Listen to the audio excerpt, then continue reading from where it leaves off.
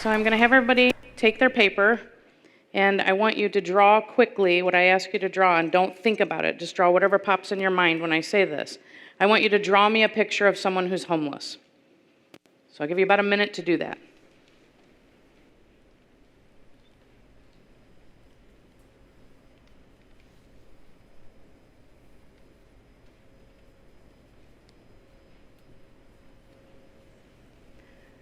Okay, so you can keep drawing if you need to as I go on, and we'll do something with those a little bit later. So now I'd ask everybody to close your eyes, and I want you to picture whatever it is you picture when I say the word home. So some of you probably thought of the home you grew up in, or the home you live in now, or the dorm. Could have been any variety of places that you might have thought of. What you probably didn't think of was something like this, right? Because in America, on a daily basis, about 500,000 people, this is some of theirs reality, right? This was taken during the polar vortex in Chicago. People who are homeless often have mental illness, they often have substance use disorders, they often have physical problems, and many of them have a combination of any or of all of those. One of the reasons you probably didn't think about people who are homeless, and you probably don't very often, is because of stigma. And they're very well aware of that they're stigmatized, right? They know that people look down on them, that people think they're lazy, smelly, dangerous, that they're getting what they deserve. There was a man that we worked with at the homeless shelter for a long time. He was one of my favorites. It took us a long, long time to develop a relationship with him. He had schizophrenia, he was very paranoid, so it was very hard to develop a relationship where we could speak with him and spend time with him. So one day one of my students said to him, "Oh, I really like your shirt." And he said, "Well, people are far away, they like my shirt, but when they get up close, they don't think it's so great." And we knew that was a metaphor for what he believed people thought of him. And they probably did think that. So when I was tasked to develop a clinical site for nursing students to go to for training, right, to get better at communicating, to look at psych mental health issues, I went to a homeless shelter. And I found that I loved spending time with the men who were homeless, right? I felt at home with them. And from the time I was really small, right, I've been told I was too generous, and I really am a bleeding heart, right? I like going for the underdog, right, and whoever's most vulnerable. And so it stands to reason I felt really at home with these guys. These guys violate a lot of the social norms that society have for men, right? Men are always supposed to be strong and tough and the breadwinners and successful. And these men violate that. In shelter life, it really is women and children first. When people donate things, they rarely donate clothing for men. They rarely donate male care products. They often donate to children and then to women. And the men are often not thought of, and I think in part because of this issue of stigma. When I worked with one of the men, I asked him to draw me a picture of what his life looked like. And so this is what he drew me. I'm not nearly as good as he was at this.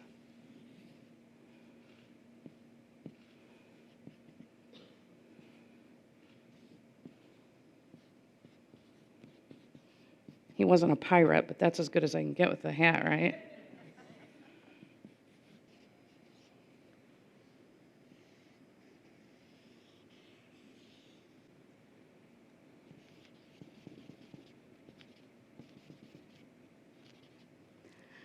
So I said to him, "Well, let me tell you what I think this means." He did have some scrubble on his face, right? I said, "Let me tell you what I think this means then." And I said, "It looks like to me that you get your strength from alcohol, right? It's off to his right side, right? The right side is power." He said, "Yeah, that's true." He said, "It's the only way I can hold my head up when I go down the street," right? I said, "Now, I don't know what these things are over here." He said, "Oh, that was crack. I tried it and didn't like it," right? Off to the left, right? Didn't give him any kind of power. So this is what he was after always, right? Alcohol was his drug of choice. So we're going to talk about him just a little bit more later. But this is how he viewed himself and his life now, because I said, "Show me what your life looks like now." This was how he viewed it, right? Sitting on this bench and using alcohol to get through every day. So when I designed this clinical at the shelter, a lot of the students were scared to go. They had never spent a lot of time with men who are homeless. They were worried, and they believed all the things society told us about men who are homeless. So I had to learn how can I get them to X marks the spot, right? How can I get them to get through this and get to the end of it? So I came up with this idea. Now, students want to get A's, right? Everybody likes points, right? That's a common thing. Do I get points for this, right? They like to get A's. They like to be seen as good people, especially nursing students, and they like to be seen as kind, right, and empathetic. So students would have never told me things that they thought about people who are homeless, like think they're smelly and dirty and, right, they're nothing like me, and they would have never said those things with their mouths.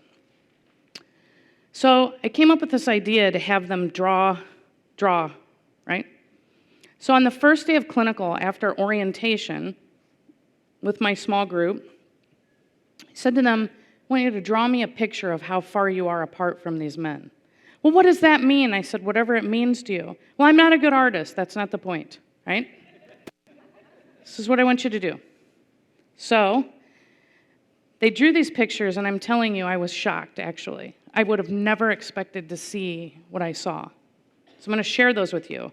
We analyzed these pictures, Dr. Julie Baylor and Dr. Kelly Schwend, who are both colleagues of mine, and we published about this. So these pictures are not unusual, right? There were themes. We saw these over and over again. So I didn't hand select just ones that demonstrated this, right? This was common, what they showed us.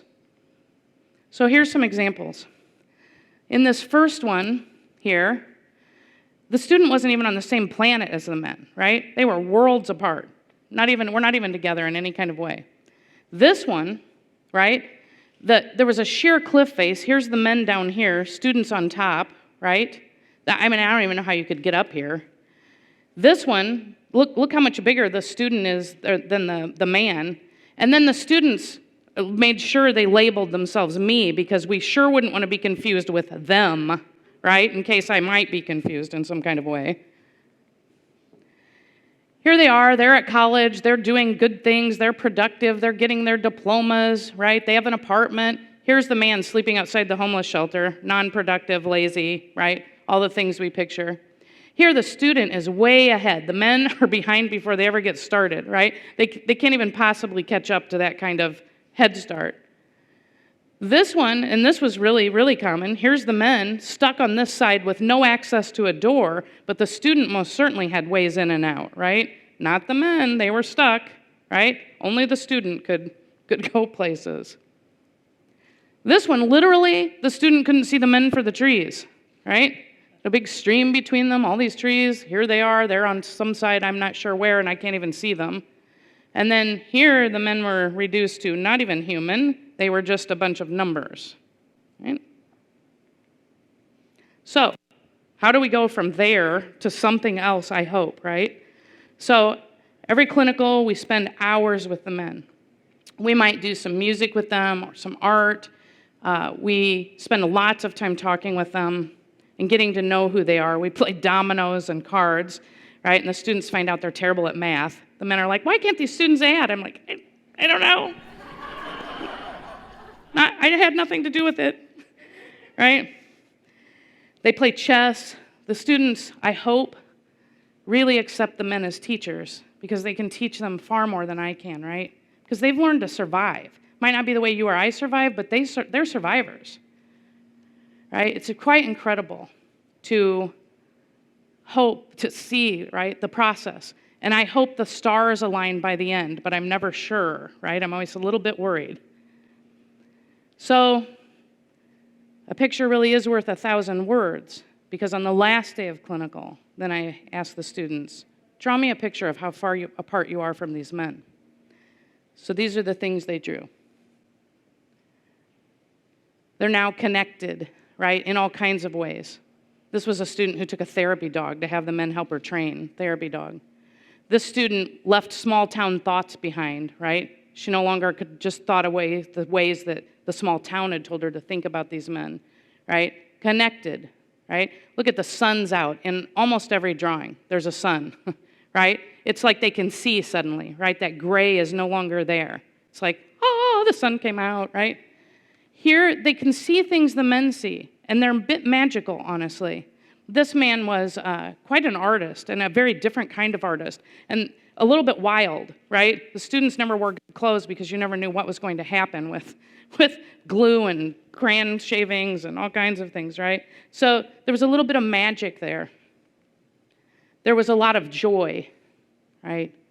And the students realized that these two different paths happen, not maybe for any specific reason, right? That's just how things went.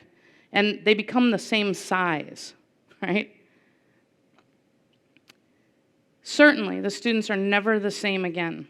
They cannot get the men out of their heads. They think about them all the time, right? When it's cold out, they wonder if the men are inside. When it's raining, they wonder, do they have shelter somewhere? So you remember this picture. The interesting thing about this picture, the before, is that I happen to know this student herself had experienced homelessness. So just because somebody experienced homelessness did not mean, right, that it leveled the playing ground and they understood where these men were coming from. Remember what I talked to you about, societal expectations of men, right? This was the student's after drawing, right? She became surrounded by them. She became a part of them. She gave them unique human characteristics, whereas here they were stick figures with no faces, right? This one, of course, the student who was worlds apart, not even on the same planet, right? She recognized that it takes all of us to hold this world together. That we're all part of the same world. Implicit bias, right? That ideas or those ideas that we have inside of us that we don't recognize our biases against others is really unfair to others. It's especially dangerous because we don't recognize it. So we take actions and we say things and we do things without knowing why, right? We make excuses then for those behaviors. So I want you guys to look at the pictures you drew of what you pictured of as someone who was homeless and think about if there was some kind of implicit bias that led you to draw this kind of picture. You can think about it in lots of ways, right? This is not an exercise just for people who are homeless, but about people who are overweight, people who are from a different cultural background, people who may be older than you or younger than you, people who are immigrants, right? All those things that we have messages about that cause us to think negatively about people. It's a little bit uncomfortable to recognize our implicit bias, right? It doesn't feel good because we all like to think we're good and generous people. But I posit that it's worth doing rather than remain ignorant, right? That it causes exponential growth in a person. It allows us to more fully engage in our world and not have barriers and separations from other people. You guys know the saying, if you do what you always did, you get what you always got, right? So this kind of exercise helps us be able to move beyond where we are. So you remember my friend here that drew this picture of what his life looked like. Right? There's a follow-up to that. So I asked him to draw me a picture of where he wanted to go. So this is what he drew me.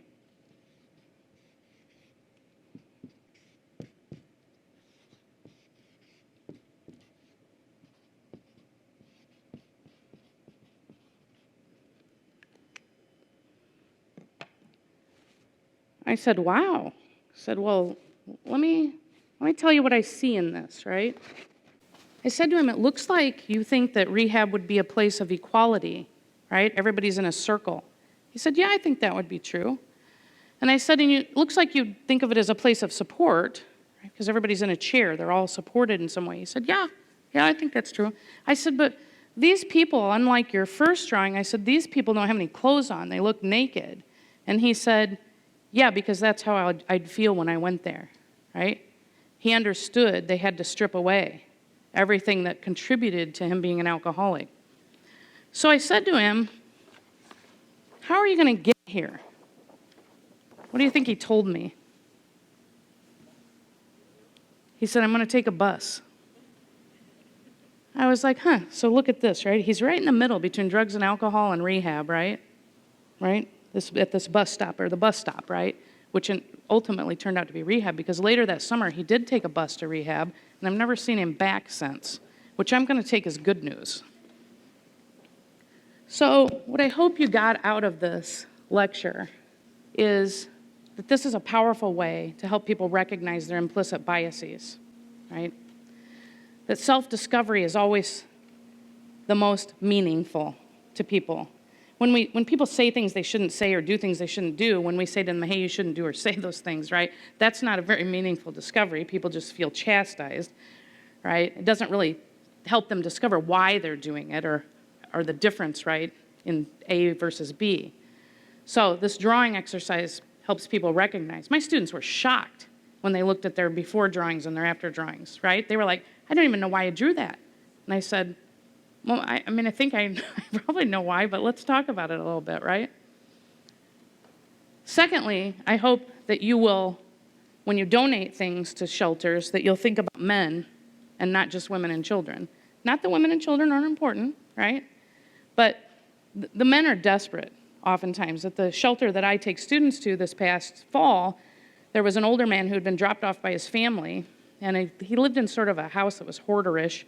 And one day he had just on some flannel pants with like Christmas themes on them. I'm like, well, it's pretty hard to feel manly, right? And they had no clothes to give him, none. They were out. So that started my whole mission of getting students brought clothes, right? They went home on Thanksgiving break and brought clothes. Their parents, their fathers, their brothers cleaned out their closets. I was going around to everybody, give me any clothes you're not wearing, shoes, right? Those kind of things. So I hope you'll think about that. One of the most romantic things my husband does, you guys will be like, well, I don't know what you think about romance, but it's true. He gives money to people who are asking for it. And there are all kinds of people who say, well, you don't know what they're going to do with that money. They could go spend it on drugs or alcohol, right? They might secretly be a millionaire, right? Then they're just getting money. And here's my response to that.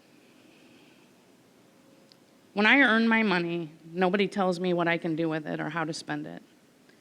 When I give my money to somebody else, it's no longer any of my business what they do with it, right? I have to give it with no strings or thoughts attached. Right? Some people are like, well, might want to buy them a meal instead, or a cup of coffee. Maybe that's not what they need most. And if they're spending on drugs and alcohol, that's their business. It's not mine, right? So when my husband does that, it makes my heart happy, right? So I'm hoping that you guys will set your sail to sail against the wind, right? To kind of think about implicit biases, to think about people who are homeless, and ways that we can make the world a little bit better, because I do believe that respect begets respect. I've had that proven over and over again. Thank you.